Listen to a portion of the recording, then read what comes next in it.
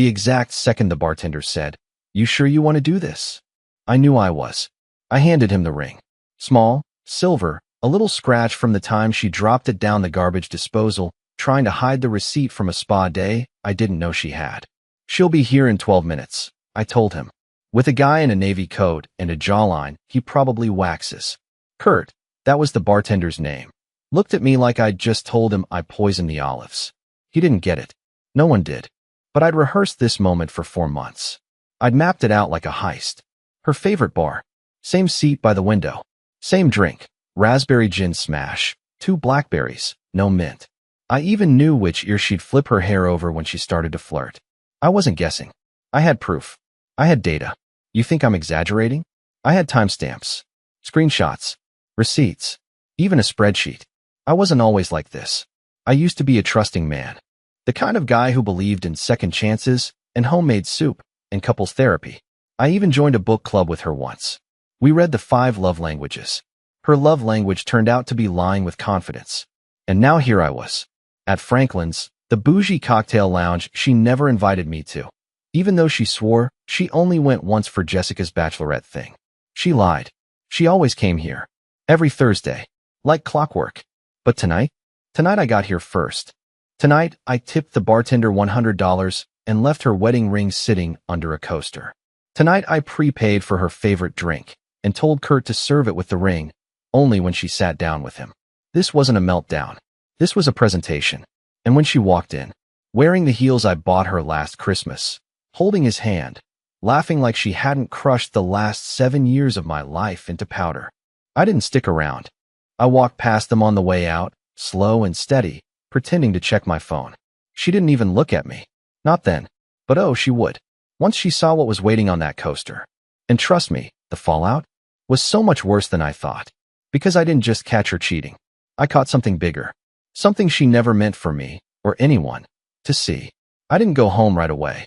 After walking out of Franklin's, I drove around aimlessly for 20 minutes, heart pounding in my ears like a kettle just seconds from whistling. My hands were shaking on the wheel. Not from rage, not yet, but from something worse. That empty throb you feel when reality finally catches up to the lie you've been feeding yourself for months. That maybe it's just work stress lie. That maybe I'm overthinking lie. That she still loves me lie. I stopped at an old car wash and parked behind the building. I sat in the dark, staring at the rain creeping down the windshield, and waited. I was waiting for a call, or a text, or a fireball, anything. But her phone stayed silent. No missed calls, no screaming, no fake excuses, just silence, like I never existed. That silence, it felt louder than a slap. When I couldn't take it anymore, I opened the anonymous account I'd made the night before, the one I used to DM Leighton. Yes, him. The other man. The same guy I'd seen in my wife's blurred mirror selfies when she claimed she was at the gym. The man with the same stupid bracelets and that stupid tattoo of a wolf on his wrist. The one she once said looked trashy on anyone over 30. I didn't write him anything threatening. I wasn't trying to get violent or confrontational. I just asked one question. Hey, how's your girl Harriet doing these days? Still hiding that wedding ring when she's with you? He saw the message in under a minute. Then nothing. No reply. But you know what he did do? He viewed my Instagram story, the one I had posted exactly 5 minutes earlier. It was a boomerang of the wedding ring, sitting on that coaster. Her drink beside it. That damn raspberry gin smash with the 2 blackberries and no mint. He saw it. He knew. They were still there when I posted it. I knew what was about to happen, what I hoped would happen, but nothing could have prepared me for how it happened. Kurt, the bartender, messaged me that night. I didn't expect that. Said he found me through a tag from an old Yelp review. Yeah, I'm that guy who leaves long reviews when I'm heartbroken. He said, bro. She froze. Like didn't say a word. Just stared at the ring and then at the guy like she didn't recognize him anymore. He looked more confused than anything. Asked her, are you married? She didn't answer. Just stood up and left. Left the drink. Left the dude. Left without saying a word. She ran. Not walked. Ran. In heels. You'd think I'd feel vindicated. Like the plot worked. Like I won. But no. That's not how it works for guys like me. The guys who stay up wondering if they forgot to take the trash out, and if they're secretly not enough for their wives anymore. I didn't sleep that night. I just sat in my car with the seat reclined, listening to the voicemail she left at 2:39 a.m. A quiet, shaky whisper. Dale, we need to talk. Please. It's not what you think. Oh, but it was. And it was about to get so much worse. Because the next morning, someone else knocked on my door, someone I had never expected to see. And they had information that shattered what little trust one still had in reality. The knock came at 7:12 a.m. I hadn't slept a second. I was still in the same clothes, still slumped on the couch like a washed-up version of myself, one sock on, half a cold bagel in my hand. The house smelled like burnt coffee and regret. I thought maybe Harriet had come home. Maybe to explain. Maybe to scream. Maybe to cry. I don't know what I expected. But it wasn't her. And it sure as hell wasn't him. When I opened the door, there stood a woman. Mid-30s. Burgundy coat. Hair in a tight bun, like she was late for court. She looked at me the way HR people look at you when they're about to fire you gently. Are you Dale Merrigan? She asked. Yeah, I croaked. Who's asking? She exhaled sharply, pulled something from her purse, and handed it to me. A phone. Already unlocked. Open on a photo gallery. I'm Leighton's wife, she said. Then she paused and added. Well, I guess ex-wife now. Depends on what I find out this morning. I stared at the phone. My hands went numb. The first photo was Harriet. My Harriet. Wearing my hoodie. Sitting on what was clearly not our couch, holding a wine glass and grinning like a teenager on summer break. The next photo? Her in lingerie. Same smile. But the one that broke me? It was her, asleep, curled into Leighton's chest like a puzzle piece that finally found its match. Her hand resting on his stomach. Her wedding ring gone. Where did you get these? I asked, voice cracking like cheap vinyl. I airdropped them from his iPad before I walked out last night. She replied, like it was just another Wednesday. He passed out drunk after your little Instagram stunt. Thanks for that, by the way. You saved me the trouble of wondering. I didn't know what to say. I just stood there, blinking at this woman who should have been a stranger, but now somehow knew more about my marriage than I did. She told me her name was Sadie. She had been married to Leighton for 3 years. And apparently, I wasn't the first husband Harriet had overlapped with. This had happened before, in Denver, of all places, and she'd just found out. Sadie didn't want revenge. She didn't want drama. She wanted answers. She wanted closure. The one thing I thought I'd have by now, but somehow felt further from than ever. We talked for nearly 2 hours, sitting awkwardly at my kitchen table, both of us sipping day-old coffee like war survivors. I told her everything.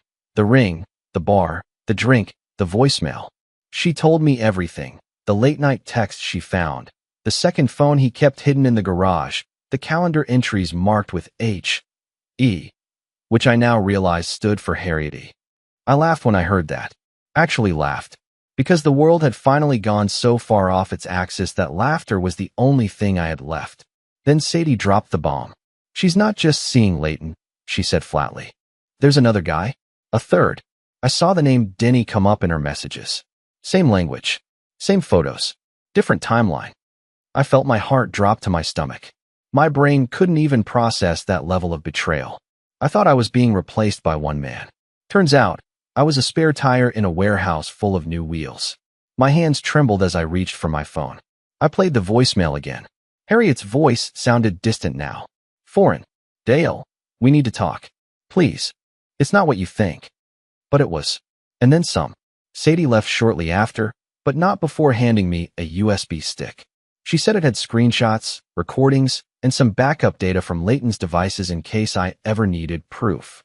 I didn't ask for it, but I took it. When I was finally alone, I plugged it in. And that's when I discovered something I wasn't supposed to see. A file labeled Marion. It wasn't a name I recognized. But inside that folder were 2 plane tickets, a scanned lease agreement for an apartment in Austin, Texas, and a PDF titled, Divorce Strategy, Notes. Notes she had written. About me. About what she'd say in court. About what she'd keep. About how passive, broken Dale wouldn't fight back. She was planning to leave. She had already left, mentally. And I wasn't even part of the goodbye. I wasn't just betrayed. I was phased out. Like a temp whose contract expired and never got the memo. And I wasn't going to be quiet about it anymore. It took her exactly 2 days to show up. I was in the middle of vacuuming crushed pretzels off the carpet when I heard the key turn in the door. Not knock. Not doorbell. She still thought she had a place here. Still thought she could slither in through the front like nothing had happened. Like the ring never touched the coaster. Like she hadn't just used me as emotional scaffolding while she climbed into someone else's life. I didn't even pause the vacuum. Just let the thing keep humming while she stepped in, heels clicking like a metronome for disaster. She was dressed too well. Full makeup, lip gloss, designer trench. I almost laughed. Who dresses like that to talk? She looked like she was about to give a TED talk on gaslighting. Dale, she said softly, as if I were a sick child in a hospital bed. Her voice was all fake sugar and pity. I clicked off the vacuum, stood up slowly, and didn't answer. I just stared. She took a deep breath, like she needed a moment to recover. I saw the ring. At Franklin's, she said finally, her voice catching like it was stuck between panic and performance. That was cruel, Dale. Cruel. That word hit me sideways. I stepped toward her slowly and asked, "You want to talk about cruel?" Her eyes darted. She was calculating, measuring my tone, deciding how much of her speech to rewrite on the fly. She probably practiced it in the mirror. She probably even timed the tears. And yet, she didn't cry. Not yet. Her body was stiff. Chin up, like a queen trying to look graceful while the castle was still burning. "I didn't mean for it to happen," she whispered. There it was. The hallmark apology. I wanted to scream, but I didn't. I just nodded, reached over to the coffee table, and picked up the USB Sadie had left me. I held it out. "What's this?" she asked. "Your greatest hits," I said. Volume 1. She didn't take it. Didn't even look at it. But I watched her pupils shrink. That's when I knew. She had no idea what I'd found. I walked past her, into the kitchen, poured myself some orange juice like it was a casual Saturday morning. I didn't look back. Just kept talking, voice as calm as a sleeping baby. "I know about the plane tickets to Austin. The lease. Marion. The divorce strategy file. All of it." "Nothing." She said nothing. I think she forgot how to speak English for a second. "I even know about Denny," I added, which makes Leighton look like a warm-up act. She finally moved, a step back, like my words physically hit her. Then she snapped. "Oh, come on, Dale. You snoop around like a psycho, and now you want to act betrayed? You were never present. You spent the last year depressed, obsessed with your stupid routines, too afraid to leave the house unless it was to buy discounted soup or look for car wax." There it was. The truth, not mine, but hers. Her justification. Her reason for burning everything to the ground. Because I was boring. Because I wasn't shiny enough. Because I became the wallpaper in her new life, and wallpaper doesn't complain when you paint over it. But I didn't yell back. No point. I walked to the entryway, picked up the shoebox I'd hidden behind the coat rack, and opened it slowly. Inside were 4 envelopes. Labeled. Numbered. Stamped. I already filed. I told her, handing her the one labeled to Harriet. "You'll get the formal packet in the mail. This is just a courtesy." Her mouth opened, but nothing came out. "And before you get cute," I added, "I also sent copies to your boss, your landlord, and your lawyer's office. See, I figured you'd try to twist it. Spin it. Make me out to be the angry, unstable one. That's why I documented everything.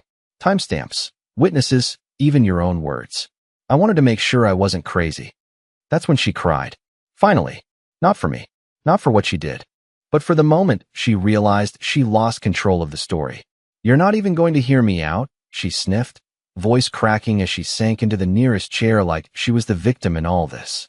I tilted my head, actually considering it, then said, "No, because I did hear you. Loud and clear. When you told Leighton you'd been sleeping next to a washed-out coward with no future." Her eyes snapped to mine. "Yeah, I had the voice messages, too. Leighton recorded one and saved it to his cloud. Sadie found it. Sent it to me with a smiley face emoji. She's cold like that." Harriet didn't say another word. Just sat there shaking, mascara starting to slip down her cheek. Finally looking like the storm inside matched the storm she'd left behind. But the thing is, she still didn't know the worst part. Because someone else was coming. Someone I hadn't told her about. And what he brought with him would make every lie she told explode. The funny thing about betrayal is that once you spot one lie, it stains everything. Even the memories you thought were safe. A week ago, I would have sworn Harriet's laugh was genuine when we watched old cartoons together. Now, I hear it in my head and wonder if she was laughing at me the entire time. She was still in the kitchen that morning, slouched in the chair like someone waiting for a sentencing. I let her stew there, gave her nothing but silence while I cleared a few dishes. Not to be dramatic, I just needed something for my hands to do. If I didn't, I was afraid I'd either scream or start sobbing like a child, and neither one of us deserved to see that right now. The doorbell rang at exactly 8:04 a.m. Harriet flinched. I didn't. I had been waiting for this. When I opened the door, I expected a middle-aged man with a briefcase. Instead, there stood a lanky 20-something in a thrifted blazer and a Bluetooth earpiece he wasn't using. He looked like a budget PI, the kind you'd find through a sketchy Craigslist ad. But his eyes? Laser sharp. "You Dale Merrigan?" he asked. "Yes," I said, loud enough for Harriet to hear. He nodded. "Name's Jude. I was hired to follow someone. Think you'll want to see this." He stepped inside without an invitation, like someone used to people being too stunned to say no. He carried a battered folder, stuffed full of photos and papers that looked like they'd been manhandled by the truth itself. He laid them out on the coffee table without a word, spreading them like cards in a magic trick you couldn't unsee.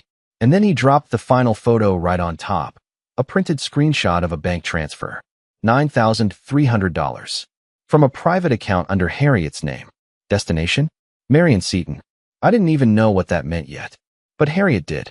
The second she saw it, she stood up so fast the chair legs screeched. Her face went pale, jaw clenched, every nerve in her body suddenly screaming you weren't supposed to see that. "Where did you get this?" she snapped, stepping forward. "Relax," Jude said unfazed. "It's legal. Public enough. I'm thorough." I didn't ask how Sadie found him, or why she sent him to me. All I knew was this wasn't about Leighton anymore. This wasn't about Denny. This went deeper. I looked Harriet dead in the eyes. "Who's Marion?" She hesitated, just for a second. But that second was everything. It was the hesitation of someone trying to pick the least damaging version of the truth, and failing. It's not what you think," she whispered again. Same line. Same coward's defense. But Jude didn't wait for her to spin. He pulled out a second sheet, this one a printout of a message thread. Harriet's name. Marion's responses. The messages weren't romantic. They weren't flirty. They were logistical. Cold. Calculated. Meeting times. Transfer codes. A drop-off schedule. I picked up the page with shaking hands and read a few lines aloud. "Leave the documents at the storage unit. I'll handle the notary. He doesn't suspect anything. Yet. We'll move everything after the next deposit." That's when it clicked. She wasn't just cheating. She wasn't just leaving. She was moving assets.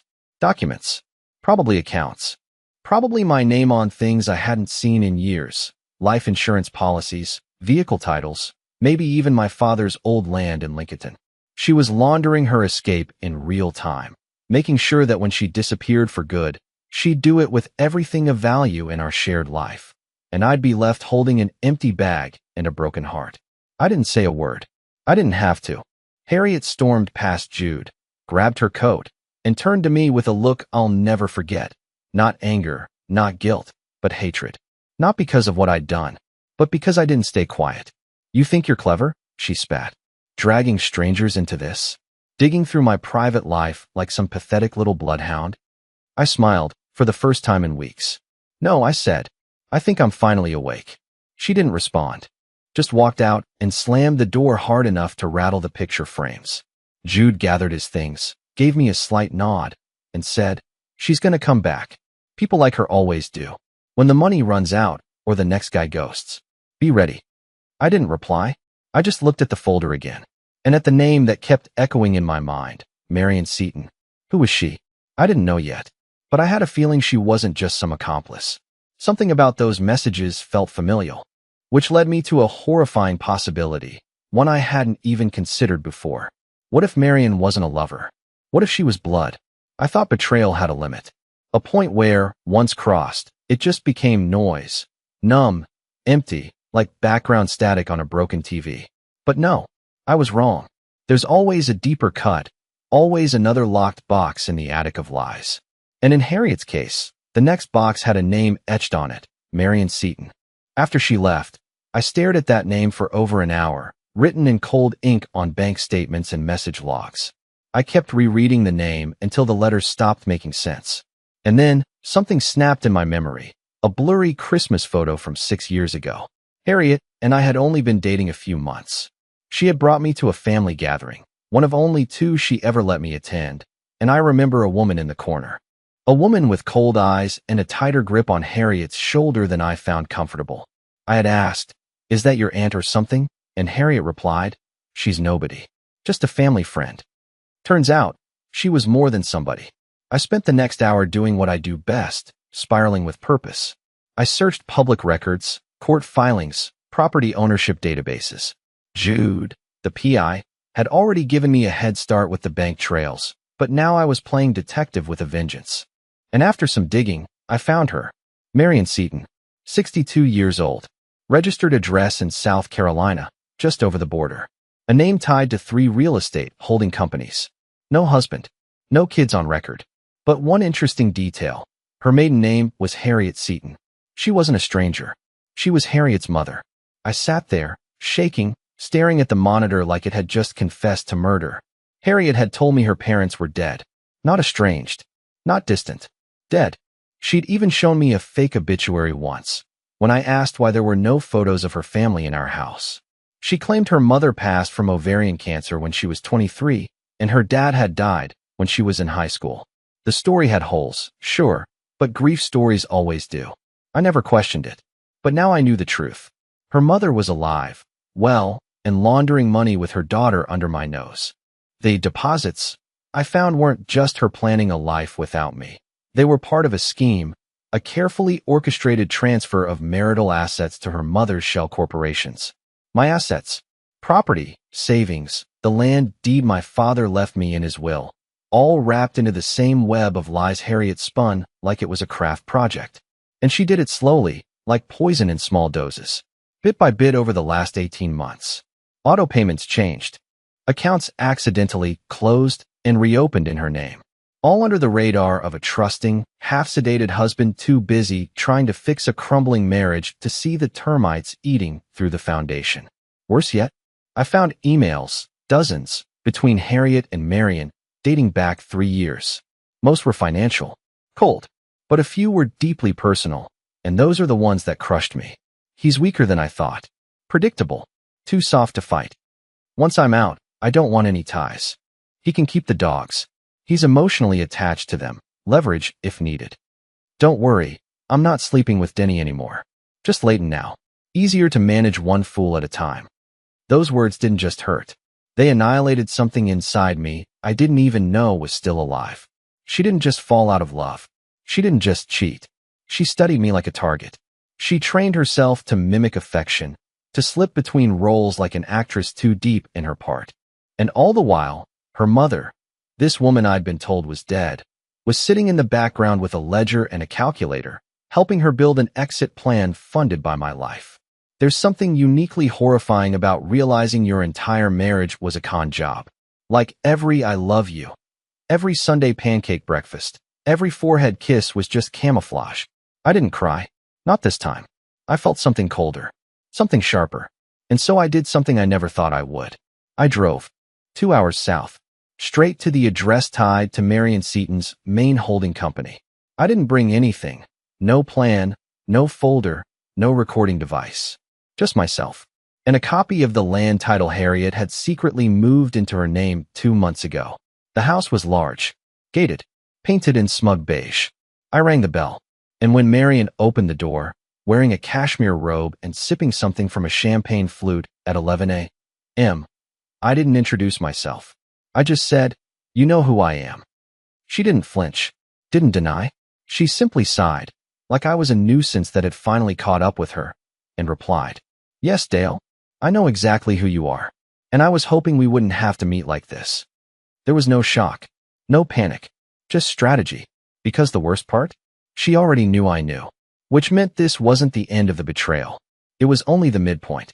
She invited me in like we were old friends. Like I was just stopping by to return a casserole dish. I didn't step forward at first. Some part of me still expected her to call the cops or slam the door in my face. But Marion Seaton was not that kind of woman. She was poised, icy, controlled in the way only people who've spent their entire lives manipulating others know how to be.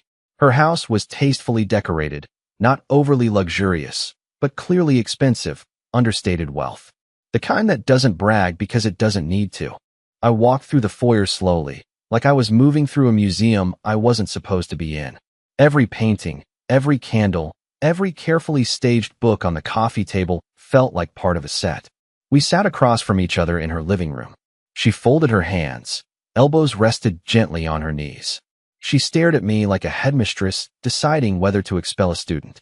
And then, with a slight smile, she said, "I assume by now you've seen everything." "I know you exist," I said, keeping my voice steady, "which is more than I knew last week." She chuckled at that. Actually chuckled. Harriet always was dramatic.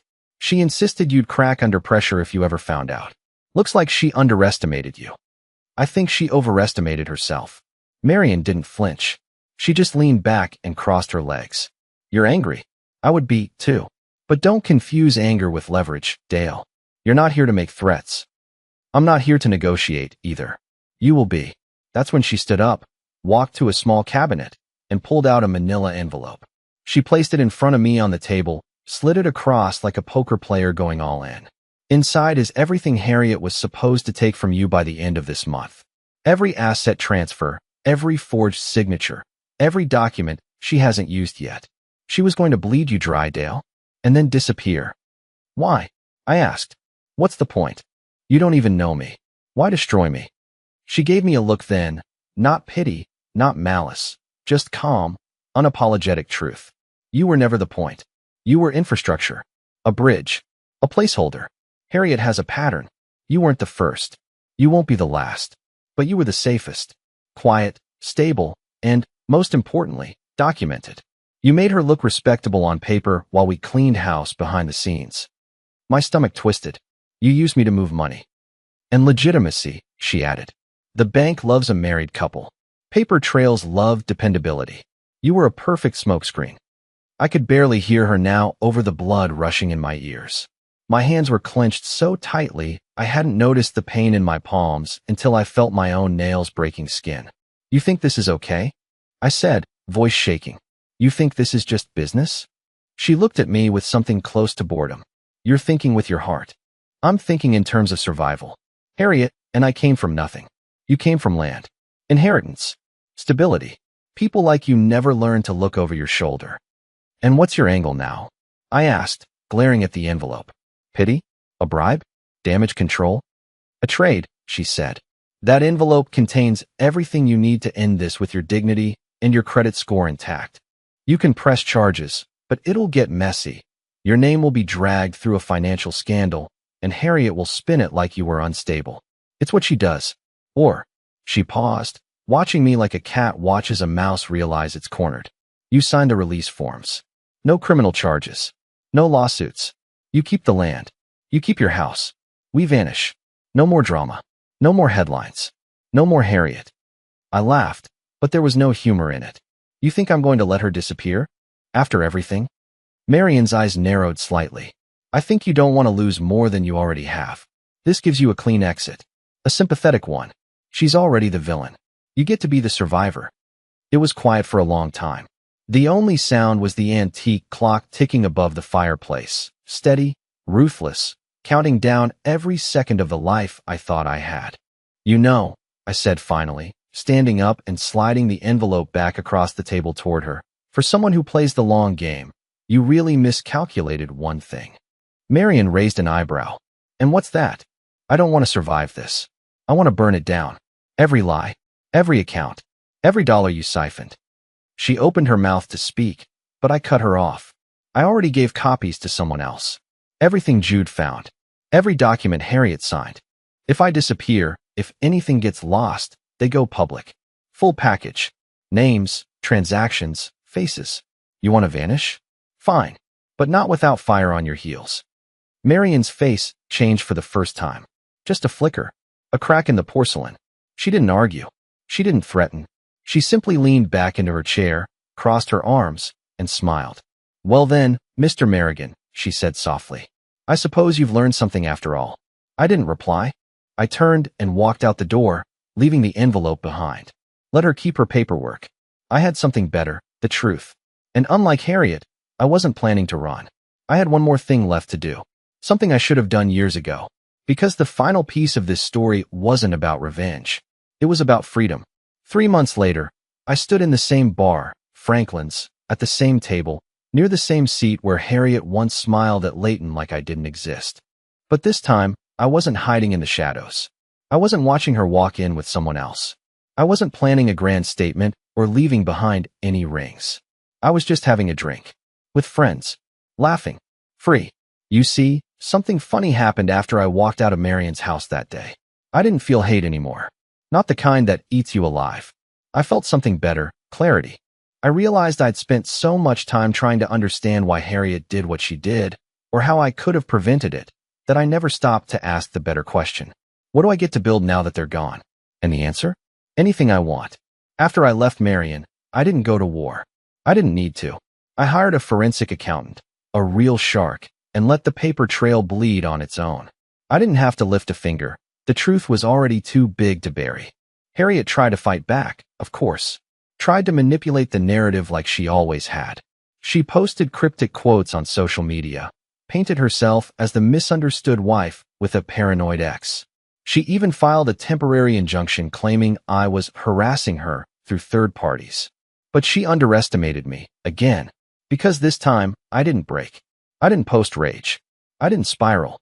I stayed quiet, dignified. And the truth? It worked. The documentation leaked, not from me, but from one of the law clerks handling the civil case. Screenshots, memos, photos. It made its way to a local podcast that covers small-town legal scandals. The episode title? The Wife, the Bartender, and the $9,300 Lie. It went viral. Not huge, not national news, but enough. Enough that Harriet had to resign from her job. Enough that her financial network came under audit. And enough that I stopped being a joke in our friend group and started getting calls from people I hadn't heard from in years saying, "Dale, I'm sorry. We didn't know." And as for Marion, she vanished, just like she promised. My guess? Another name, another state, another pawn. I don't care. She's someone else's problem now. But me? I took a buyout from my old job, sold the house, donated half the furniture and burned the mattress, symbolically and literally. Took Murray. Yes, my loyal dog, still side-eyeing me with wisdom beyond his years, and we drove west. I ended up in Colorado. Small town. Clean air. Rented a little cabin on the edge of a pine forest and got a job managing a local bookstore. Nothing fancy. Nothing loud. But honest. Real. And somewhere between stocking shelves and walking Murray by the river at sunset, I started smiling again. Not forced. Not plastered on to hide the pain. Real smiles. I even met someone. Her name's Callie. She came in asking for a copy of The Count of Monte Cristo and ended up recommending me a weird Icelandic murder novel I would have never picked myself. She doesn't ask about my past unless I offer it. And when she laughs, it sounds like home, not performance. She doesn't know about the ring on the bar. Not yet. I might tell her someday. But not today. Today is for peace. Today is for the man I became when I finally let go of the person I thought I had to be. So if you're reading this, if you're out there thinking your life is over because someone cracked your heart open and hollowed it out, let me say this. It's not over. It's a beginning. That ring I left at the bar wasn't the end of my marriage. It was the start of my life.